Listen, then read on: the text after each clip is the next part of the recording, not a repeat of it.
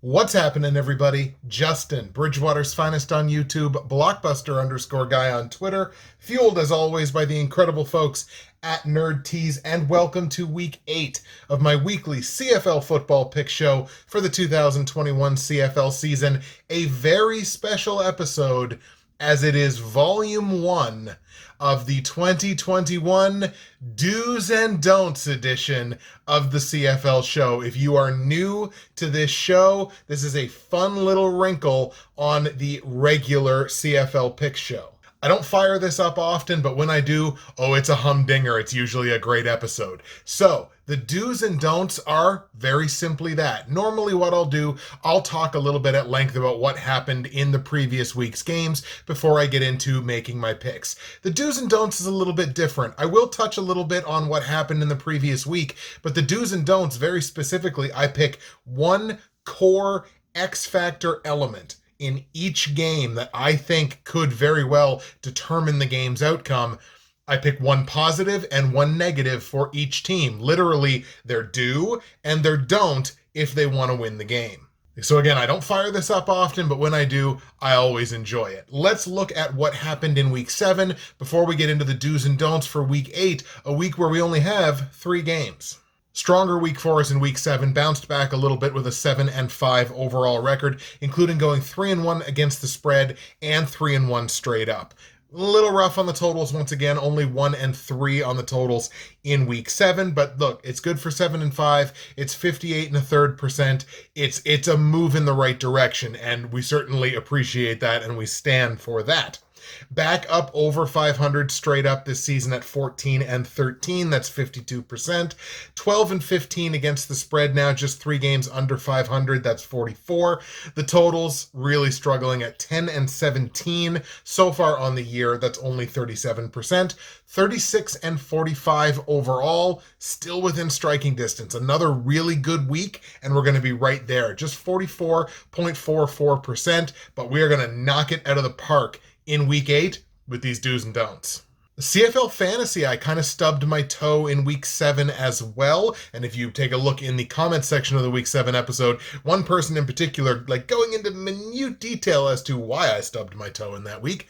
And I can't exactly say that he's wrong. So I go from 8th place down to 9th in the official Atlantic Schooners CFL Fantasy Football League. That's okay. We're still inside the top 10, only bringing in 48.7 fantasy points in week 7. So definitely was not a good week around these parts for CFL Fantasy. 538.7 is my overall point total. Mike Riley, for the second week in a row, is my MVP. 308 pass yards, 2 touchdowns, no picks, added 33 yards on 5 carries on the ground, 23.6 fantasy points. That's great for Mike Riley. He was literally the only person on my fantasy roster that hit double digits.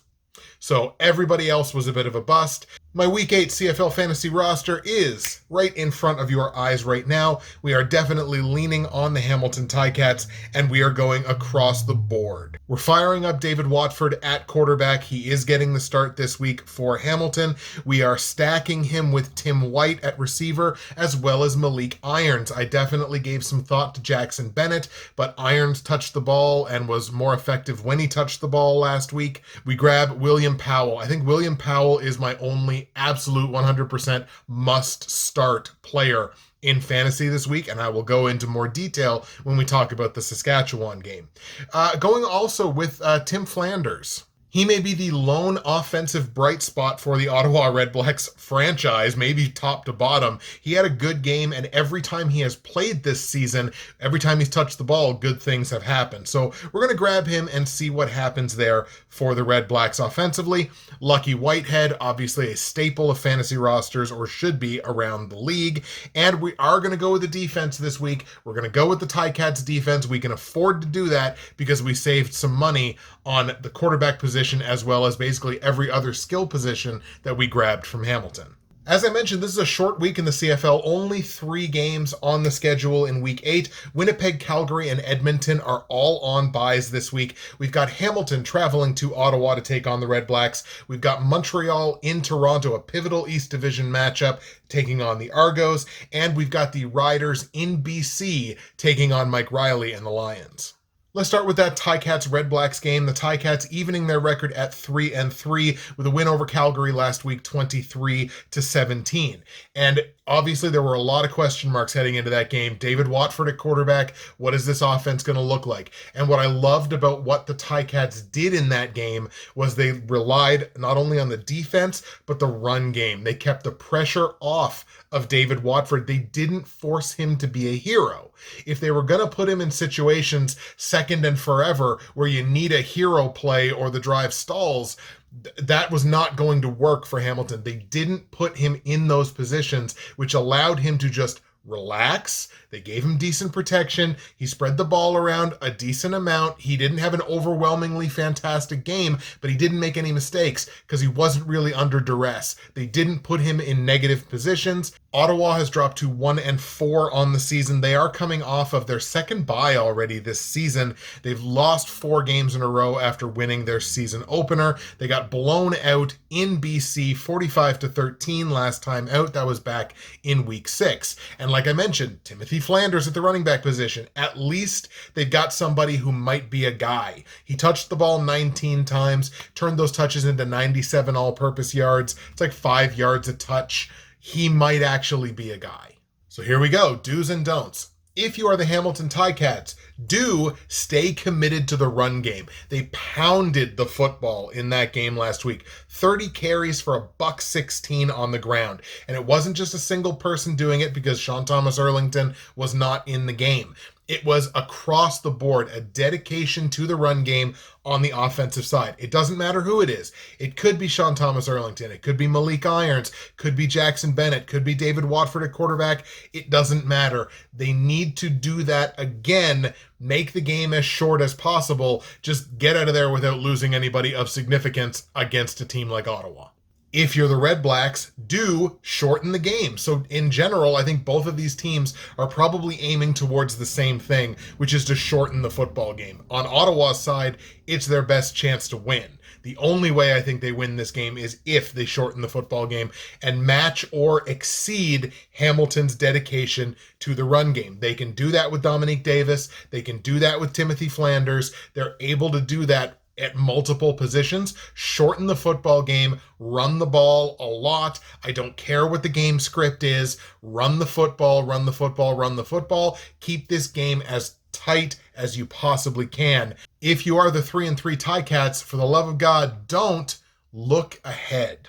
They have a game coming up against Montreal in Hamilton next week. And yes, that Montreal-Toronto game that will take place on Friday is certainly important, but they cannot afford to punt this game. Basically, every team in the East Division, you can't afford to lose to Ottawa. If you have any chance, because this division's wide open, any team can win this division. But if you lose a game to Ottawa, you can basically punt your aspirations of winning the East Division right along with that game. Because if you lose to Ottawa, you're not going to deserve to win the division. And look, I know I'm being a little mean to Ottawa, but I'm also not being unfair. If you are the Red Blacks, don't fool yourself into thinking that Dominique Davis wins this game through the air. The Ticats have the number 2 pass defense in the CFL so far this season. Dominique Davis is going to be able to contribute to keeping this game close, but it's not going to be by throwing the football. I know they just signed Kenny Stafford. They have a fresh new toy. They want to see what they have in him, but oh boy, if you test it, this game could go south in a hurry. Negative game script, you get away from the run game. I think this thing's over in a hurry. Quite frankly, I think the path for Ottawa to pull a tremendous upset here is far too narrow for me to even possibly think about taking it. Obviously, nothing is impossible, but it's such a narrow path. I just don't think this team has quite the formula to get it done right now. Definitely going to be on Hamilton here, even though the game is in Ottawa. I like the Ticats to beat the Red Blacks. Now, look, the Red Blacks are being outscored 18-40 over their last 3 games. So let's be realistic. On the line, the Ticats are laying 8.5 points as a road favorite. And you know what? The number's totally justified, and I'm going to lay the points as well. The REDBLACKS 1-4 against the spread so far this season, including 0-2 at home. Hamilton has covered against the spread 3 times in 4 games this year as favorites, so I'm laying the 8.5 points. It's a lot, but the margins of victory in the CFL so far this year is like 12 points on average, so that's more than a field goal. I think Hamilton covers this number. Total in the game is set at 43.5 points. Now, the two teams are a combined 3-8 to the over so far this year, so that would tell you to lean under. And most of the public and most of the money leaders for both of these teams are leaning under. 55% of the public and 73% of the money leaders on these teams are leaning under. I don't think this stays under. I can't justify taking the under on a low to mid 40 with a team that's been giving up an average of 40 over their last 3 games. That does not make any sense to me whatsoever. So we're going to go ahead and take the over in this game. Over 43.5 points in Hamilton, Ottawa. We are going to go Ticats 27, REDBLACKS 18. Once again, they're not a reliable 20-point team, is Ottawa. Hamilton, I think, could even potentially run up the score much higher than this. We're going to go 27-18 out of respect, but I think this game goes over. Speaking of that important Montreal-Toronto game, let's go to Toronto now. The Argos going to play host to the Montreal Alouettes. Both of these teams losers the last time they were on the field last week. Montreal dropping a 27-18 decision at home against the BC Lions. The Owls are the number 1 total offense now in the CFL. I believe they're also the number 1 scoring offense in the CFL, but they lacked finish against a pretty, relatively top-tier defense in the BC Lions. Montreal put up 453 total yards of offense in that game, which resulted in 6 field goals and 0 touchdowns. As for Toronto, they dropped a 2-possession decision in Saskatchewan against the Riders, 30-16 last week. It was a get-right game for the Riders, which was at Toronto's expense. Nick Arbuckle probably looked as good as he's looked since probably week 3, and then now he was limited in practice yesterday. So now they got to keep an eye on the quarterback situation. Could be MBT time again. Tea time, you get it? If you're the Montreal Alouettes, do live and die on your defensive opportunities. Toronto turned the ball over 6 times last week against Saskatchewan. A couple of them were on downs, but still 6 turnovers in the same game. They have the 3rd most turnovers in the CFL in 2021 so far. Montreal's defense has 5 takeaways this year. The goal here is you got to get 2. So they're averaging 1 a game. You got to get that second takeaway. Toronto's going to give you the opportunity. You got to capitalize. You got to take advantage of that opportunity. If Montreal gets that critical second takeaway, whether it's an interception, a fumble, even a turnover on downs, whatever it is, they get that second critical takeaway, it's going to really put them in a great position in what's going to be otherwise a very close game. If you're the Argos, do spread the football around. And this is one thing that I think Nick Arbuckle and the offense did incredibly well in the game last week. Yes, they only scored 16 points, but Montreal's a middling pass defense. They're like number 5 in the CFL, which is like dead smack center in the CFL. And last week, the Argos had 4 different receivers that had at least 4 targets and 4 catches. I think they had 3 that had at least 6 targets. They also had 2 different recipients of Nick Arbuckle's touchdown passes. So they spread the ball around. They keep multiple receivers involved in the offense. If that is to be Toronto's identity on offense, which I've been saying, screaming even, that they have not had over the last few weeks, if that is to be their identity, it needs to be their identity. I think if they keep that up, it sets them up and puts them in a good position to succeed. If you are the Alouettes, don't lose the penalty battle. And this is one aspect that I've been, again, harping on the Alouettes for years over, and they've actually turned the corner. They've been vastly improved over the last couple of weeks in terms of the penalties that they're taking. And Toronto actually takes more penalties per game than the Alouettes do. Toronto takes 10.5, Montreal takes 10 on average. Neither team is crazy disciplined, but it's not very often that Montreal can play a team that on average takes more penalties than them. Last week, Montreal only took 7 for 75 yards. If they can repeat that, I think Toronto's going to take more than 7. And again, It just puts them in an advantageous position if they can win that penalty battle. If they lose the penalty battle, I think it's going to be a long night. Speaking of losing things, if you're the Argos, don't lose protect. And this is the one area, well, one of the areas that I think last week that boy, watching that Argos game, I'm like, that offensive line is leaky. They gave up 4 sacks of the quarterback. Could be a reason why Nick Arbuckle was limited on Monday.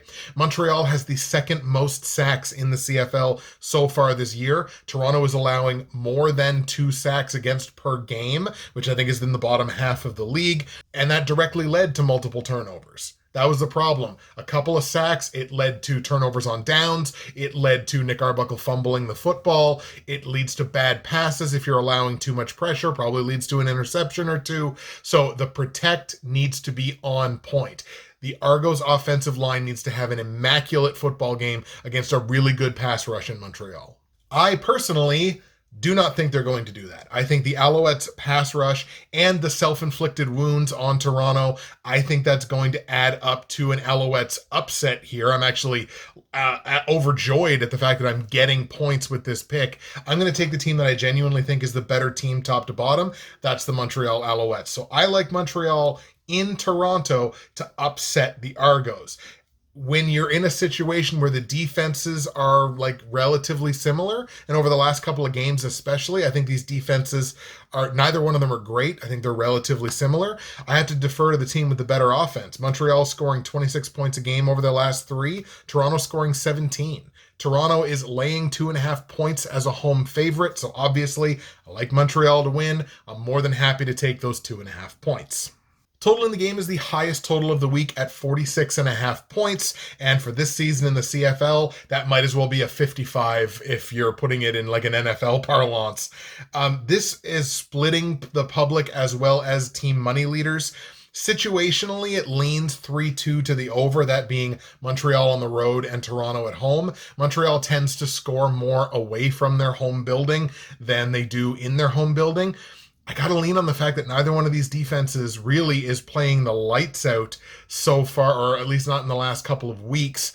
I think I got to go over on it. I don't think it's going to fly, but I think it is going to go over. So I'm going to go over 46.5 points in Montreal, Toronto. Let's go Alouettes 26, Argos 23. And I'll take this opportunity now, as I always do, to shout out, of course, my incredible friends and sponsors at NerdTees. Ladies and gentlemen, nerdtees.ca. Hit that promo code, which is BWFinest. That is going to save you 15% at checkout. You're going to get free shipping in Canada on any order over $100. Or if you're one of my viewers from the US, which, by the way, kudos to you for watching a CFL show. If you're one of my viewers from the US, you get an excellent conversion rate on the US dollar. Today's blend, as it was when I recorded my NFL Week 3 show earlier today, is the Strawberry Power-Up. Definitely needed a power-up then, need a power-up now to plug my way through the rest of this episode. It is delicious. It smells great. Dozens and dozens of incredible tea blends and accessories is what you can find on nerdtees.ca. And folks, if you're shopping for Christmas, now is the time to do it. nerdtees.ca. Promo code BWFinest, save your 15%, get your free shipping, find yourself something to love, or find someone you love something to love. You can do it on nerdtees.ca. Now we go to BC for the back half of that Friday night football doubleheader. Look, the week is wrapped up. The first game is Wednesday, then there's a doubleheader on Friday, and that's the week. So the week wraps up really, really quickly. The Saskatchewan Roughriders at 4-2, traveling to BC to take on the also 4-2 BC Lions, who are winners of 3 straight games. Sasky picked up that aforementioned 30-16 win against the Argos last week, which put them back on the happy sides of both sides of the football, offensively and defensively. Shout out to Cayenne Schaefer-Baker, 9 catches, 99 yards, and a receiving touchdown. He's a rookie for the Riders, and he had himself a breakout, star-making, very Kyron Moore-esque game last week. The Lions went into Montreal last week and picked up a 27-18 victory against the Alouettes. So look, it isn't just Ottawa. BC can actually beat good offenses with the defense that they have. If you're the Saskatchewan Roughriders, do, to co-opt a line from our friends in the NFL, let Cody cook safely. This BC Lions defense is very good, but they are the definition of a bend but don't break defense. I think they're giving up the third most total offensive yards in the CFL, but their scoring defense is immaculate, like second or third best in the league. So they will bend. Let Cody Fajardo be the checkdown king. This is why I have William Powell in my fantasy roster this week. William Powell could touch the ball 30 times in this game, and if the Riders are smart, he will. And the reason why you want Cody to be a checkdown king is this Lions defense has 10 defensive takeaways so far this season. They are really talented and really good. If you're the BC Lions, you do keep the football in Mike Riley's hands, which this seems like a no-brainer, but this is matchup dependent as well. Saskatchewan completely eliminates the run.